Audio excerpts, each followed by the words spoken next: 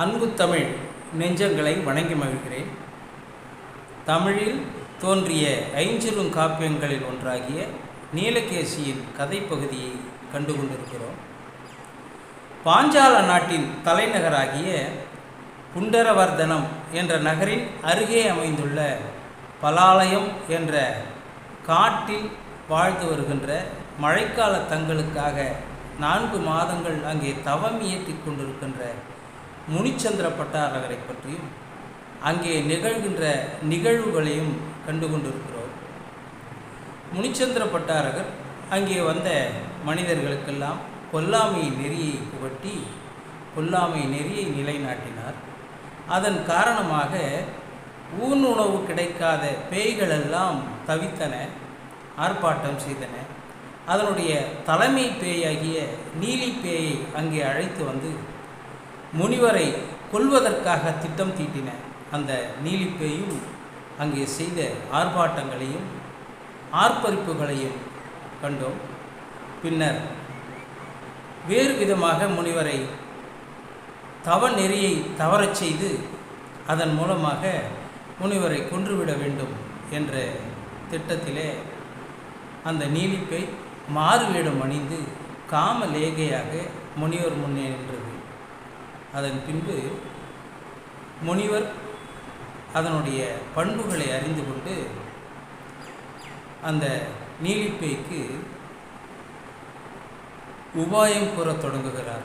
அதாவது நீலிப்பேய் கேட்கிறது, தன்னுடைய இத்தகைய பெண் பிறவி துன்பம் நிறைந்ததாக இருக்கிறது, அதற்கு உபாயம் கூறுங்கள் என்று அந்த நீலிப்பேய் கேட்கிறது. மாறுவேடத்தில் இருந்த அந்த காமலேகையாக இருந்த நீலிப்பேய் அங்கே முனிவரிடம் அவ்வாறாக கேட்கிறது. அதை விளக்குகின்ற வகையிலே நீலகேசி நூலாசிரியர் தமிழ் சுவை சொட்ட சொட்ட ஒரு கவியை இயற்றியதை நாம் இப்போது காணப்போகிறோம்.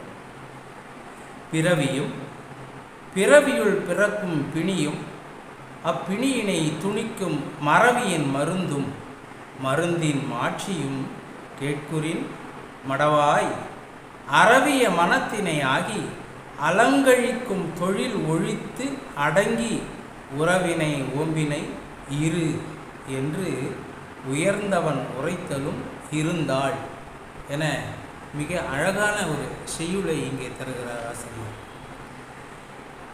நீலி பேய்க்கு பதிலளிக்க தயாரான முனிவர் முதலிலே உயிர் ஏற்கின்ற 4 வகை கதிகளை உரைக்கின்றார். அதாவது கர்ம கஷாயங்கள் மூலமாக, கர்மங்கள் வினைகள் மூலமாக ஏற்படுகின்ற 4 உயிருக்கு ஏற்படுகின்ற 4 விதமான கதிகளை பற்றி முனிவர் விளக்குகிறார். முதலிலே நரககதி, விலங்கு கதி என்ற திரியஞ்ச கதி, அடுத்தது மனித கதி, கடைசியாக தேவகதி என்று 4 வகை கதியினையும் விளக்குகிறார்.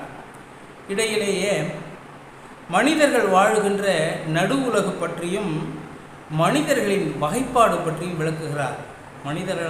மனிதர்களாக பிறந்த உயிர்கள் நல்லவர்கள், தீயவர்கள், திப்பியர், கூமானுயர் என்ற கூமானுடர், மற்றைய மனிதர்கள் என 5 வகையாக மனித இனம் பிரிக்கப்படுகிறது. நல்லவர்கள் என்போர் எப்போதுமே துன்பமே இல்லாத இன்பத்திற்கு அடையாளமாக விளங்குகின்ற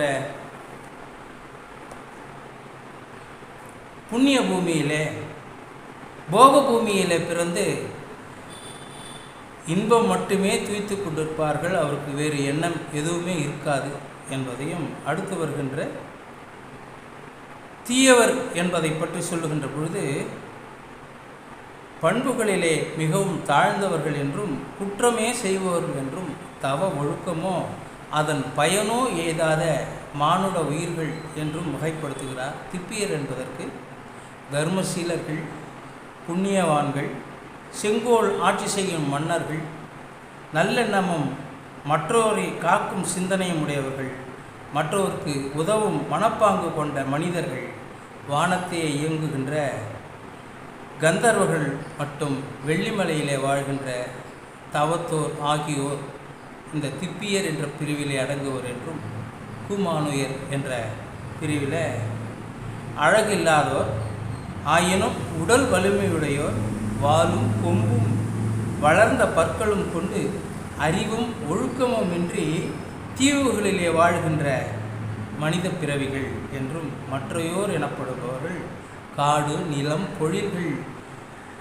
ஆகியவற்றை அமைத்து பூமியிலே பிறந்து ஒழுக்கம் அறிவு ஆகியவை பற்றி சிந்தித்து அறிந்து தர்மமும் தவமும் ஏற்று தீவினை கழிக்க தகுதியுடையவர்கள் என்று கூறுகிறார். அவர்கள் தொழில்கள் பல செய்து ஜீவனம் நடத்துகின்ற கர்ம பூமியிலே வாழ்பவர்கள் என உரைக்கிறார். இவ்வாறானவர்கள் குணத்திற்கேற்பதான் பிறவிகள் அமையும் என முனிச்சந்திர பட்டாரகர் விளக்குகிறார். அடுத்து தேவகதி பற்றி விளக்குகிறார். இந்த தேவகதியிலே பல உட்பிரிவுகள் இருப்பதாகவும் எல்லா தேவர்களுமே நல்லவர்களும் அல்ல தீயவர்களும் அல்ல, இரண்டும் தனித்தனியாக கொண்டவர்கள் என்றும் நற்குணம் கொண்ட தேவர்கள் தனி என்றும் தீக்குணம் கொண்ட தேவர்கள் தனி என்றும் விளக்கி கூறுகிறார். அவர்களிலே பவனர், வியந்திரர், ஜோதிஷ்கர், கல்பவாசி தேவர்கள், வைமானிக தேவர்கள் என 5 வகை உண்டு என்றும் உரைக்கிறார். அவற்றிலே பவன உலகத்து தேவர்கள் எல்லாம் 10 பிரிவிலே அடங்குவர் என்றும் சோதிட தேவர்கள் என்பவர்கள் மிக உயர்ந்த மந்திரமலை என்ற மேருவை வலம்புரியாக சுற்றி வருபவர்கள் என்றும் ஒரு சில சோதிட தேவர்கள் நிலையாக இருந்து ஒளி தருபவர்கள் என்றும் உரைக்கிறார். கற்ப உலகத்தினர் 16 வகையினர் என்றும் கடைசியாக வியந்திர உலகத்து தேவர்கள் என்பவர்கள் 8 வகைப்படுவர்கள் என்றும் விளக்குகிறார். இவர்களிலே இசை மீட்டுகின்ற கிண்ணறர்கள் என்போர் முதற் பிரிவினர் என்றும் அடுத்தடுத்து வருகின்றவர்களெல்லாம் மிக சற்றே குறைவான குணங்களை கொண்டவர்கள் என்றும் கடைசியாக இருக்கின்ற வியந்திர தேவர்களாகிய பேய் வகுப்பினர் என்றும் அவர்கள் துன்பமும் அச்சமும் அழிவையும் தருவதே தம்முடைய குணமாக கொண்டவர்கள் என்றும் அவர்கள் பேய்க்கூட்டங்கள் என்றும் அழைக்கப்படுவார்கள் என்றும் நல்லோர்கள் வாழுகின்ற இடத்திலே இருந்து வேறாக பிரிந்து தீச்செயல்கள் மட்டுமே மேற்கொள்வார்கள் என்றும் கூறுகிறார். ஆனால் அந்த நேரத்தில் இந்த வியந்திர தேவர்களிலேயே மிகவும் நல்லவளாகிய நீ மிக அழகிய குணங்களை எல்லாம் பெற்று எந்த விதமான தீச்செயலையும் உடனடியாக செய்யாமல் உன் மனதை மாற்றிக்கொள்ளுகின்ற அளவிற்கு பக்குவப்பட்டு இருக்கிறாய். எனவே நீ அந்த பேய்க்கூட்டத்திலேயே மிகவும் நல்லவள் என்று முனிவர் உரைக்கிறார். இதை கேட்டவுடன் நீலிப்பேய் தன்னுடைய கள்ள வேடம் வெளிப்பட்டு விட்டதே என்று வருந்துகிறது. மனதிற்குள் தயங்குகிறது. தீயிடையிட்ட வெண்ணெய் போல உருகுகிறது, வருந்துகிறது, தவற்றை உணர்கிறது, தவத்தை உற்று நோக்குகிறது. பேய்க்குணம் விலகிறது. முனிவரோ உன் நிலை வெளிப்பாட்டினால் நீ எந்த விதமான வருத்தமும் கொள்ள வேண்டாம், உனக்கு முன்வினை தீர்வதற்காக முக்கூட்டு மருந்தினை தருகிறேன், உயர்வடைவாய் என நிறைவாக மறைமொழி கூறுகிறார். இதனை கேட்ட நீலகேசி, நீலியாக இருந்த நீலகேசி இப்போது நிலை மாறி நீலி பேயிலிருந்து நீலகேசியாக உருவெடுக்கிறாள். இனி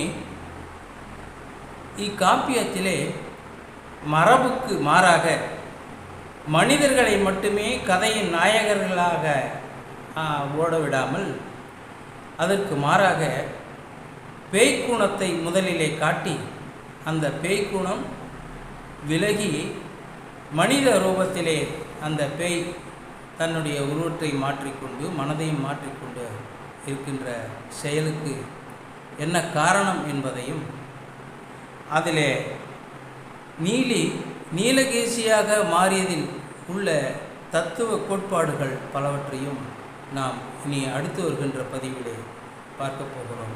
அதுவரை பொறுத்திருப்போம். நன்றி, வணக்கம். அன்புடன் தேவ ஜெயசுந்தரன், கடலூர்.